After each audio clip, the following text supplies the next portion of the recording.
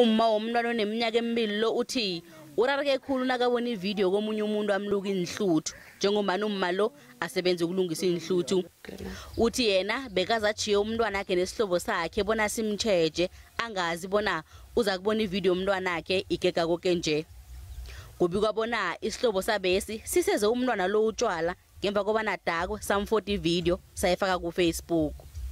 Bana bakwaleya ani luka bona babeka kuyi uthi umuntu amelukako umbuzile bona uyibonile ividiyo egegako na wathina kamtshengisako wafumana kumntwana akho gegako uthi ulimele khulu akhe ngabayibukele ukufika ekupheleni.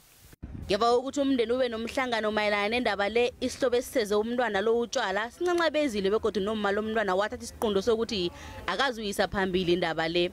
Izaziso zomthetho zithi kunemithetho embalwa ehlathulula ukuthi kufuze kwenziweni umuntu nakafota umntwana ividiyo ayise enkundleni zokuthindana ngaphandle kwemvumo yababelethi bakhe. Consideration from a legal standpoint, that is another aspect that need to be considered with regard to the videos of minor children who are doing the rounds.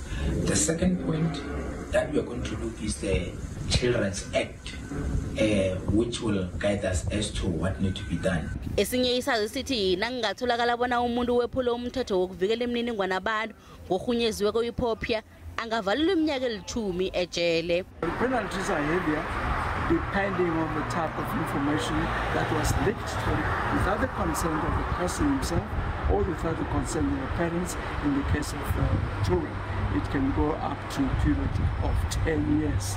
Ngo-2020 umma wenjelele weminyaka ema-21 nomnganakhe babekwa amacala wokukhahlumeza umntwana ngemva kokuthi bazifode baseza umntwana utshwala bambhemisa nesango. Ividiyo yabo yatholakala igege enkundleni zokuthindana.